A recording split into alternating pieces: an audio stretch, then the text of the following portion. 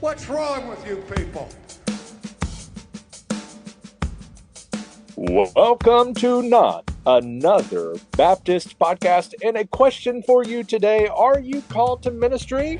Southwestern Seminary offers over 50 unique degrees that will provide the training you need to live your calling.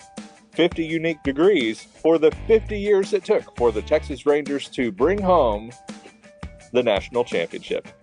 The American Championship. What was it? The World Series. The World Series. Congratulations. I don't know how many years it was. Champions. It was a long time.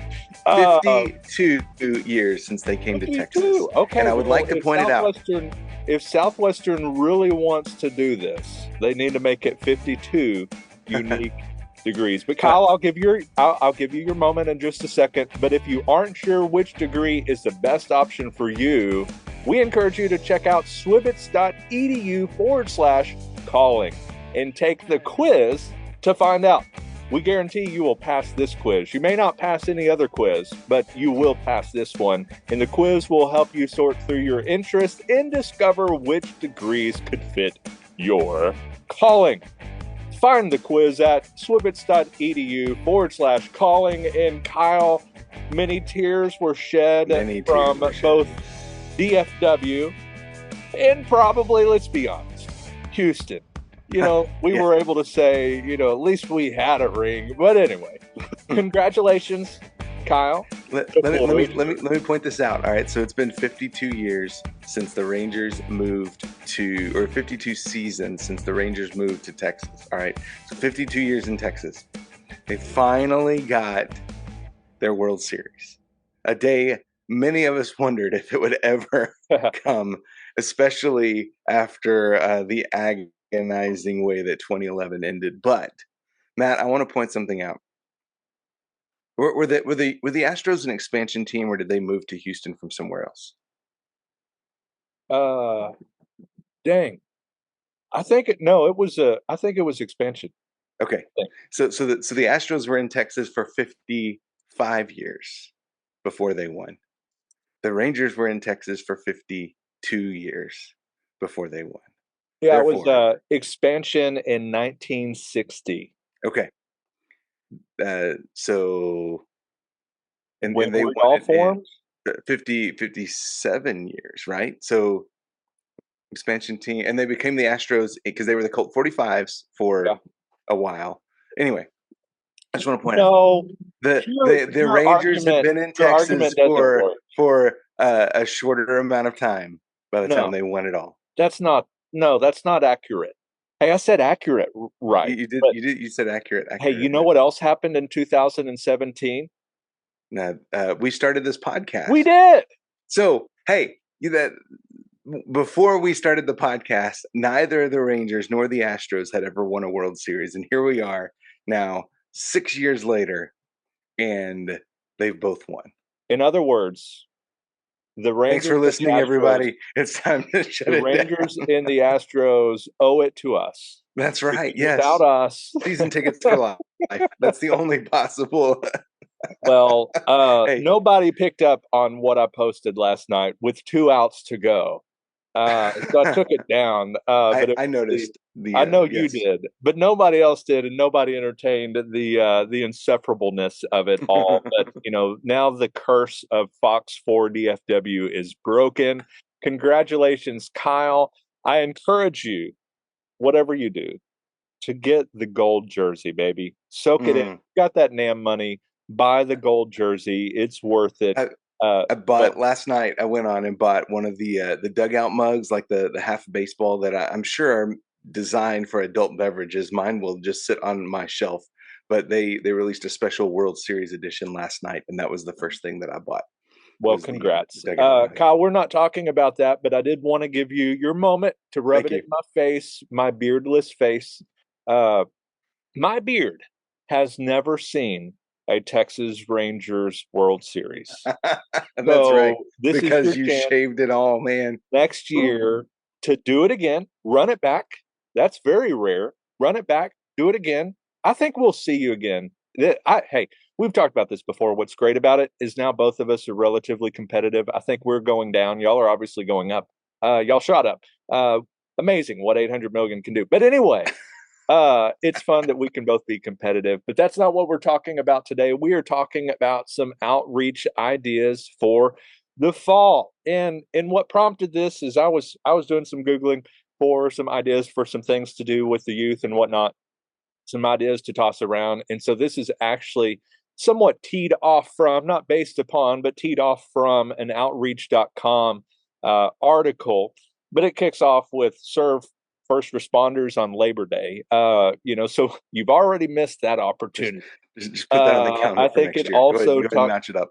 Yeah, there's another one in here, National Back to Church Sunday, and you missed that one too. However, it's fall.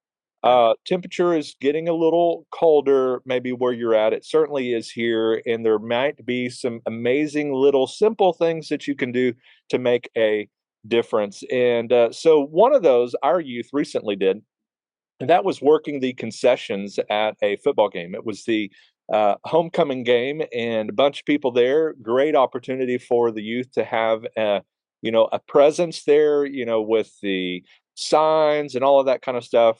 Build those relationships. So that's an easy idea. You still got some football games. It might be too late to have that conversation, but they're usually open to having some volunteers.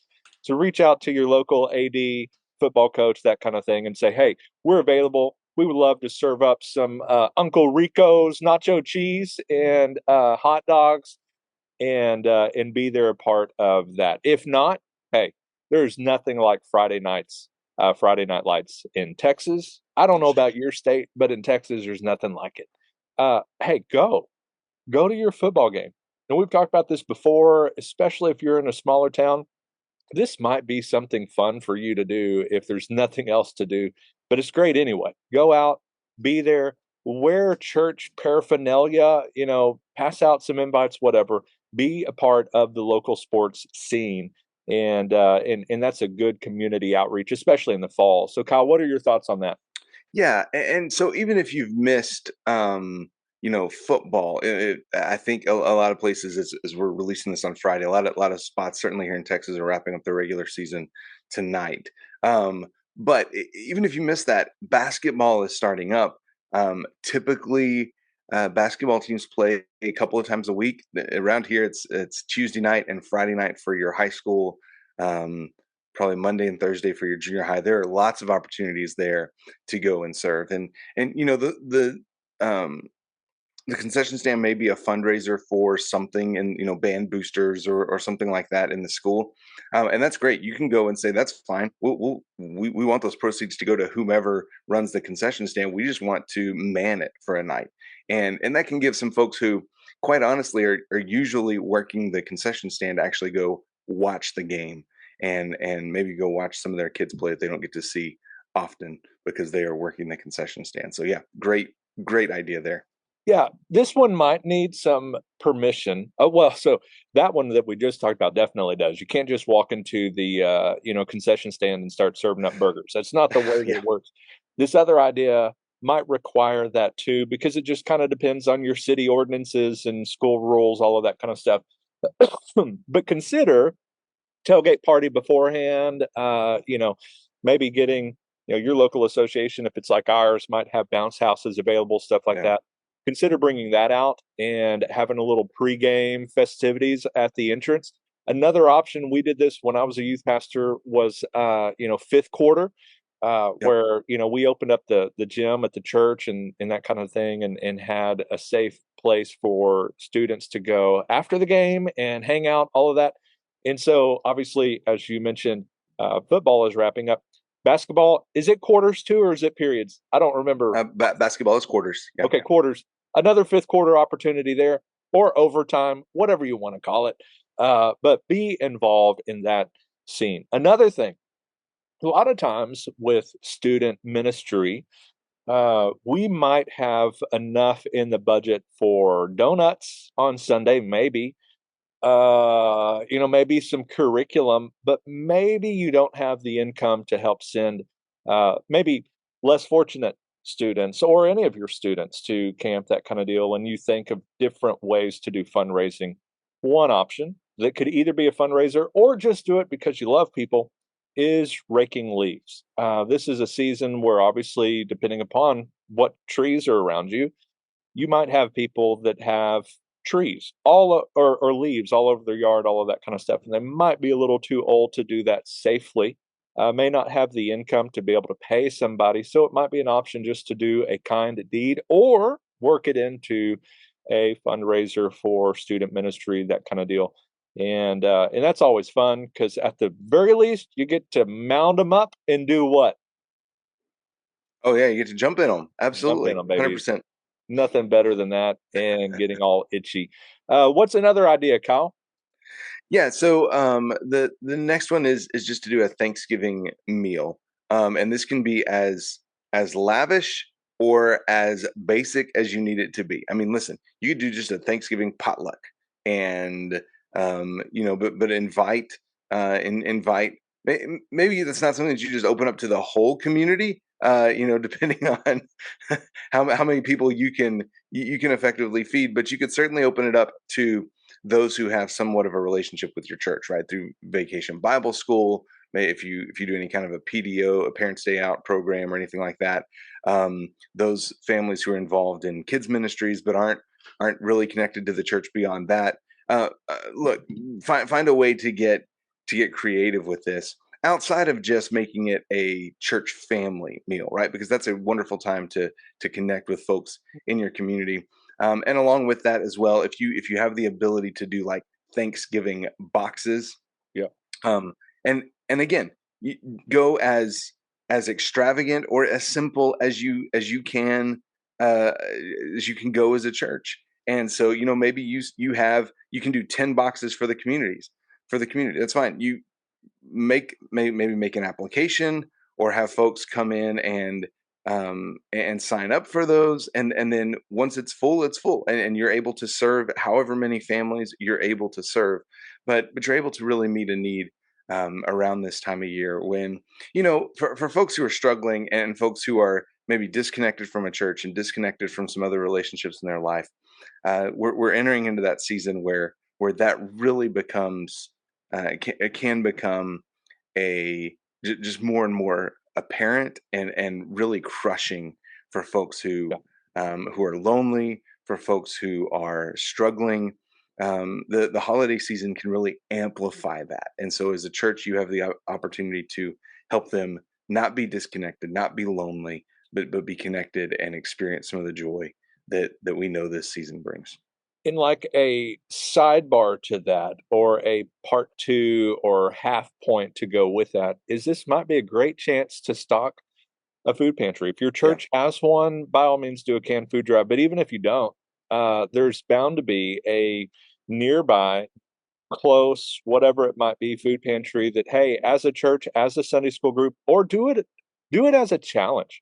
Whatever Sunday school group gathers the most, canned food items or whatever, or wait, do it however you want it. I mean, think of them. We're hopefully just giving you some ideas that you can take and run with, but maybe make a challenge of it. Whatever class gets to do it, gets to have a Thanksgiving meal in the gym, whatever. I Yep. mean, come up with some ideas to stock a local food pantry or your own in this season.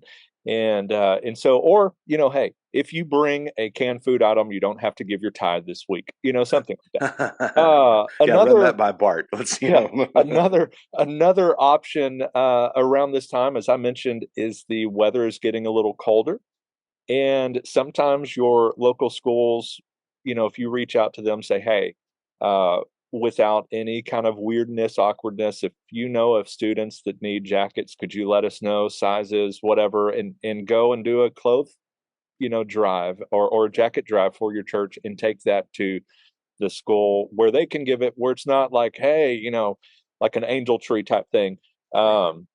where they can give that at their discretion, that kind of thing, and maybe a little note in the jacket like, hey, we love you, we're praying for you, hope you have a great holiday season, and would love to see you at First Baptist wherever. So Yeah. that's another idea. What else might you have before we go to kind of my final one? Yeah. So for the jacket drive, again, this is going to require probably a level of relationship with the school, or this could present a wonderful opportunity for you to begin establishing a relationship with the school. Because I guarantee if you called the school and said, hey, we would like to do this, and it can be as anonymous as it needs to be based on, whatever the guidelines the school gives you. But it could be that maybe you just go to Walmart and you buy 10 coats and you just have those in your church office and just let the school know, listen, if you see that there's a student who's showing up without a coat and they need one, give us a call. We'll bring it over.